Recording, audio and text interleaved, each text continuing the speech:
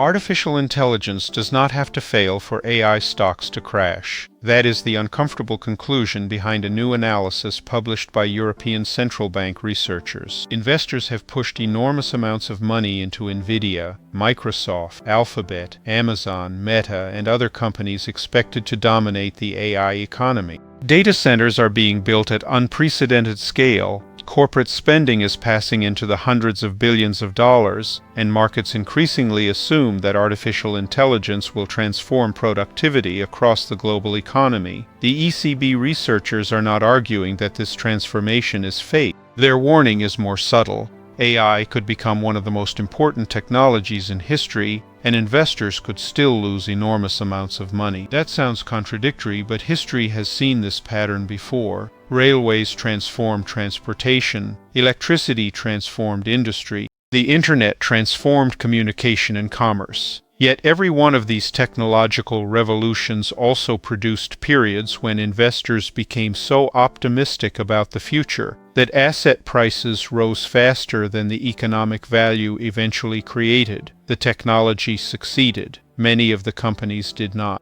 The ECB researchers argue that artificial intelligence may be entering the same dangerous stage where expectations are becoming so high that even extraordinary future profits may not be enough to justify current valuations. This distinction is critical. A stock price does not measure whether a company is good or whether its technology will matter. It reflects what investors already expect that company to earn in the future. Imagine paying $10 million for a restaurant because you believe it will become extremely successful. If the restaurant later earns $500,000 every year, the business may objectively be excellent. But if you originally priced it as though it would earn several $1 million annually, the investment can still disappoint. The same logic applies to AI. Nvidia can continue selling enormous quantities of chips. Microsoft and Google can keep growing their cloud businesses. AI can improve productivity across thousands of industries. Stocks can still fall if investors expected even more. These companies include Alphabet, Amazon, Apple, Meta, Microsoft, Nvidia, and Tesla. Their size matters because millions of investors are exposed to them without deliberately choosing individual technology stocks. Anyone buying an S&P 500 index fund or many global equity funds automatically places a significant share of their money into the largest American companies. An AI correction would therefore not remain isolated inside Silicon Valley. Europe provides a perfect example. Euro area households have roughly 440 billion of exposure to Magnificent Seven shares, according to the ECB researchers, while European insurance and pension institutions hold approximately another Euro 440 billion. Europe does not have a technology sector valued as aggressively as America's, so it might appear protected from an American AI bubble. In reality, global markets are deeply connected. European investors own American technology stocks, European funds track U.S. heavy indexes, and European markets historically move closely with Wall Street. A sharp decline in American AI companies could therefore reduce household wealth, pension assets, and financial confidence far beyond the United States. The scale of the investment beneath these valuations makes the situation even more important. The Bank for International Settlements estimates that the 5 largest hyperscale technology companies are on track to spend more than $1 trillion on AI-related capital expenditure across 2025 and 2026. Data centers require GPUs, custom accelerators, high-bandwidth memory, networking equipment, cooling systems, land, and enormous quantities of electricity. This is no longer an industry where a startup can build a product using a few $1 million of venture capital. Artificial intelligence is becoming heavy infrastructure, and companies are increasingly turning toward debt because even their enormous cash flows cannot indefinitely finance expansion at this speed. That creates the second layer of risk.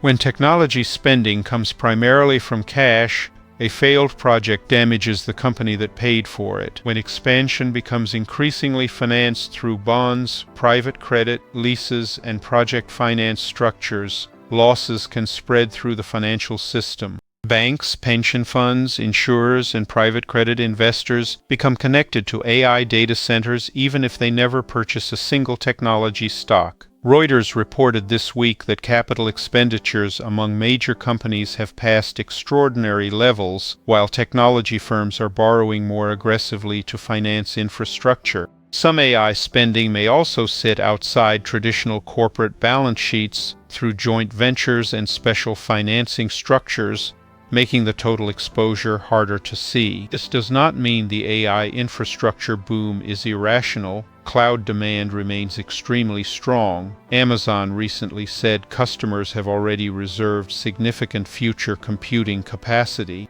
NVIDIA continues to report demand for AI accelerators, while OpenAI, Anthropic, Meta, and Google are developing agents capable of performing increasingly complicated work. AI-driven electronics are also becoming economically significant across Asia. The Monetary Authority of Singapore recently noted that AI-related electronics accounted for more than 70% of Asia's export growth so far this year. The physical economy is clearly responding to real demand, not merely stock market speculation. And this is exactly why comparing the current market directly with the dot-com bubble can be misleading. Many AI leaders are already among the most profitable corporations on Earth. Microsoft, Alphabet, Amazon, and Meta have enormous existing businesses. NVIDIA is generating real revenue from processors that customers are actively trying to obtain. The dot-com era contained companies with little revenue and business models that sometimes amounted to little more than adding .com to a name. Today's AI leaders are financially stronger.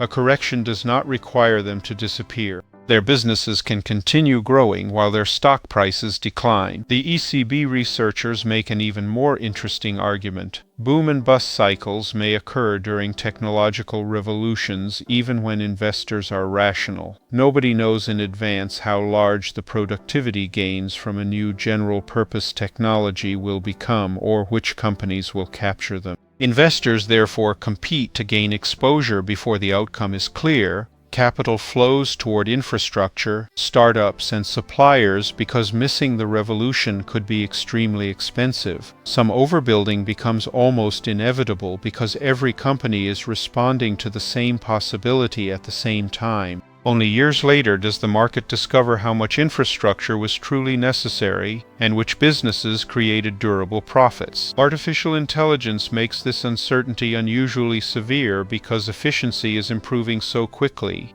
Companies are currently building data centers based on assumptions about how much computing future AI systems will require, but model architectures can change faster than physical infrastructure.